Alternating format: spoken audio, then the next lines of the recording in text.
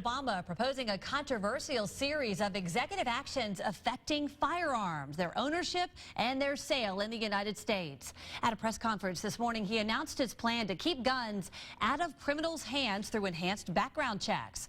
The president says he wants to make sure that anyone in the business of dealing guns obtains a federal license and conducts background checks on prospective buyers, regardless of where the selling takes place. The president says it's in response to mass shootings like Sandy Hook, San Bernardino, and Aurora, Colorado.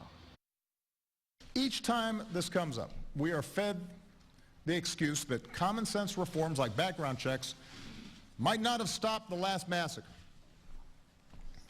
or the one before that, or the one before that. So why bother trying?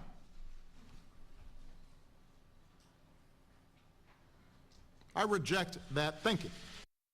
Now, there are a lot of questions about what President Obama is proposing. His 30-minute press conference did not give many details of the regulations and how they would be imposed. Will Congress fund extra FBI and ATF agents? News 5's Emily DeVoe investigates.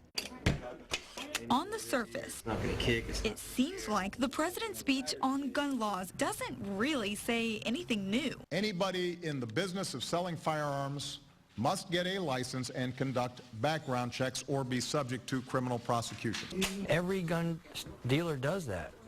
I don't understand what that means. Every dealer has a license. That's what makes you a dealer. Dealers like Jeff Stone already have to check every customer who walks inside or buys a gun online. We had an increase in sales even before he talked about it today.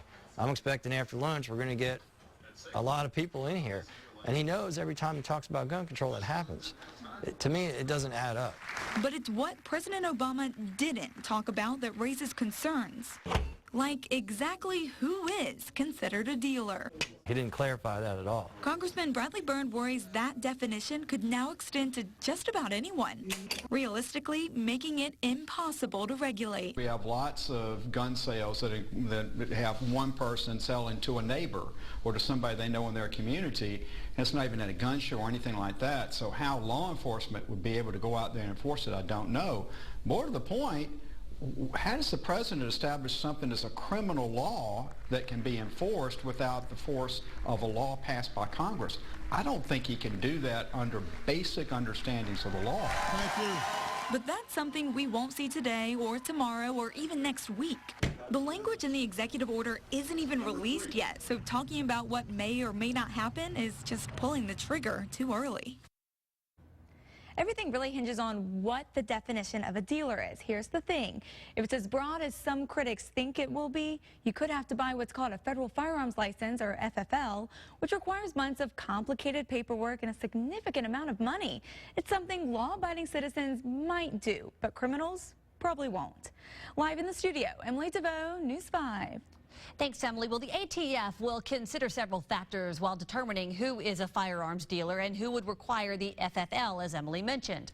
According to White House Senior Advisor Valerie Jarrett, the ATF will consider several factors, including whether you resell firearms shortly after they're acquired or whether you buy or sell in the original packaging. Ask most people in Alabama, and they'll tell you tougher gun laws will have no impact on safety. According to an exclusive WKRG strategy poll done in November, only 29% of registered voters in Alabama said they thought more laws would mean more safety. 71% say tougher gun laws will not keep Americans safe from violence. But the